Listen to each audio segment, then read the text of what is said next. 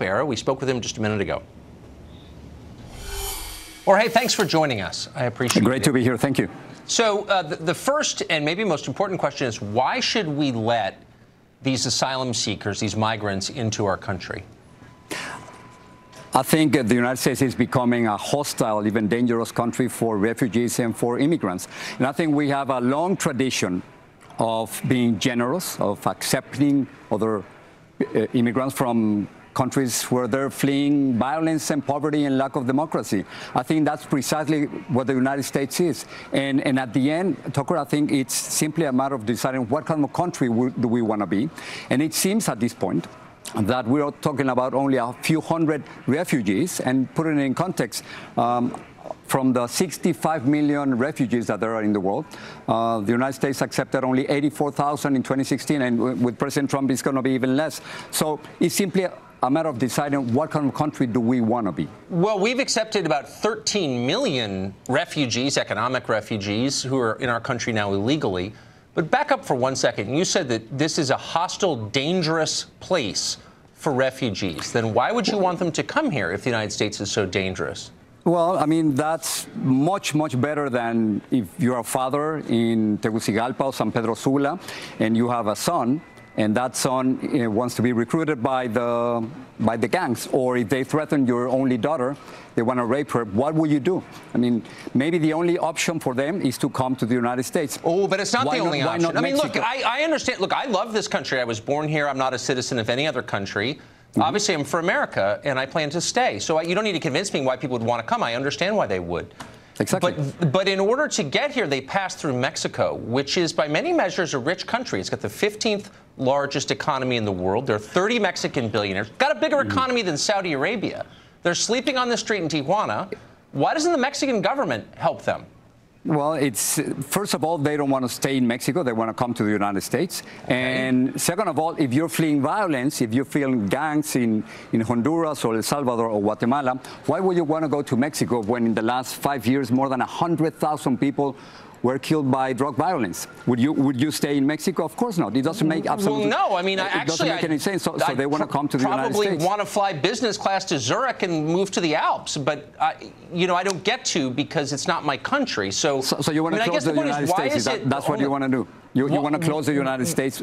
I mean, that's the kind of country you want to be in? I want to revert to what we were, which is a country of laws, where people can come here, but they do so legally. We have over 1 million people come here every year legally. They fill out the paperwork, they get in line from around the world, and I don't know why that system doesn't work. 1 million people a year is a lot. And they want to come here legally. They want to come here legally. They're waiting in Tijuana. It's just that for 2 days they haven't been allowed even to talk to an agent. They're not trying to get here legally. No, that's not true. Side. They're trying to come here and claim asylum, which in effect means a court date will be set and the overwhelming majority will not show up for court, and they will blend in with the other 13 million illegals already here. That's not true. I mean, they're fleeing violence. They're fleeing gangs. How do you know that? Wait, hold on. You keep making these statements. What do you know about them? Because we talk to them, because we have reporters talking to them, because we know who they are. We talk in Spanish every single day with them. We've been following them for 25 days. That's why we know who they are. That's why we know that they're not criminals and terrorists,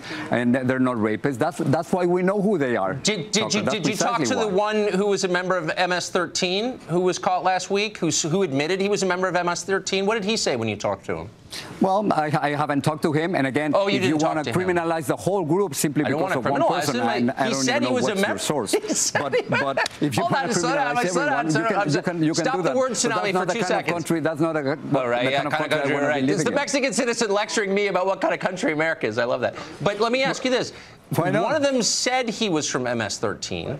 That was his description of his own affiliation. You're saying I'm criminalizing him by repeating what he said about himself. So maybe what you're really engaging in is propaganda, not fact-finding. No. What I'm saying is that if you want to criminalize the whole caravan, which is not composed by bad hombres, and as you know, there is no invasion. If you want to criminalize the hundreds of them. Oh, there's an invasion. 13 million people here illegally? I think that's an invasion. Look, if 13 million illegals showed up in Mexico tomorrow and wouldn't leave, And if people from other countries like you called anyone who wanted to make them leave a racist, I think you would call it what it is, which is an invasion. No, That's what I'm simply saying is that if they're fleeing, if they're asking for political asylum, we have to listen to them. And on the other hand... Why do we have to listen to them? Well, because that's the long tradition that we've had, just to accept and protect those who are vulnerable, those who are being persecuted. But why doesn't Mexico, why doesn't Mexico with an economy larger than Saudi Arabia's protect them? Okay, but hold on. Why is it America's unique obligation to take in, I mean, there are 1.2 billion people in Africa. All of them have lower standards of living than Americans. Many of them are living in violent places. Do they all have a right to come here? It's a real question. Do they? Could it be because we are the most powerful and the richest country in the world, and we want to be an example of democracy and equality? Right. Circa 1955. That would be China, which doesn't believe in diversity or immigration, just so you know. Well, do they have any obligation? Because they are in our hemisphere, and we're also responsible for that. I mean, they're fleeing violence, right? So why do you think they're fleeing? These drug wars in Central America and Mexico are not happening just because it's a TV project. No, it's happening simply because there are more than 25 million Americans who use illegal drugs, and we're also responsible for everything that is happening in this hemisphere. We're going to blame the junkies. So Mexico sends in fentanyl, heroin. Yes, it does. Mexico is now the largest manufacturer of crystal meth. We used to make it ourselves. Now they make it. They kill tens of thousands of Americans every year, and those families are the ones responsible. U.S. citizens, 25 million U.S. citizens who are consumers of drugs. We're also responsible for that violence. Oh, we're responsible for heroin addiction. So someone who's taking heroin, he's responsible. The junkie living on the street is responsible for these people being here. Is that what you're saying? No, what I'm saying is that when you have about 25 million U.S. citizens who use illegal drugs, it has consequences in the whole hemisphere. Drugs are coming from Colombia and Peru, crossing Central America and Mexico.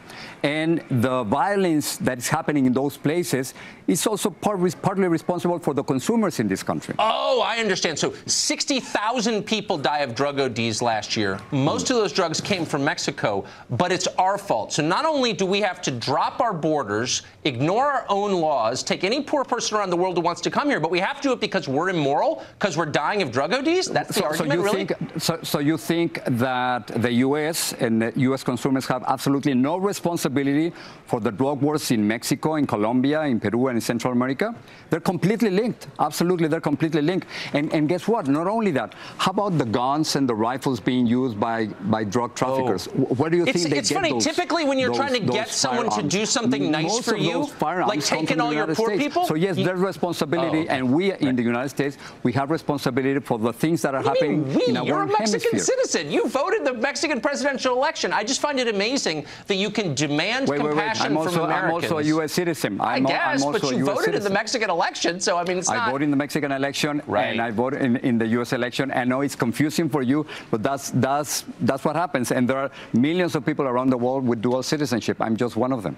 Yeah. Well, I'm opposed to it, if I can say that for obvious reasons. But it's just funny how we have a moral obligation because we're bad people to subsidize the rest of the world. Because we're the richest and the most powerful country in the world, and many people want to come here, and we're an example of democracy and generosity. I think that's the right idea for America. Talk about blaming the victim.